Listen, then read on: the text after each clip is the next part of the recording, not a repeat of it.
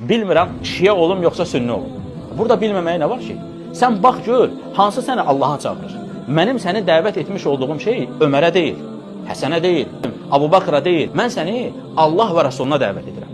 Mənim səni çağırmış olduğum şey qəbirlər deyil. Demirəm, gəl get Ömərin qəbrindən istə. Deyil demək, bu bizim etiqadımıza görə Allaha şərik qoşmaqdır. Mənim səni çağırmış olduğum şey sadəcə və sadəcə Allaha qulluq etməkdir. İndi seçim eləmək çox çətindir. Necə seçmirsən ki, hansı biri haqdır? Baxırsan ki, bir toplum səni dəvət etmiş olduğu şey qəbirlər, daşlar, ölülər.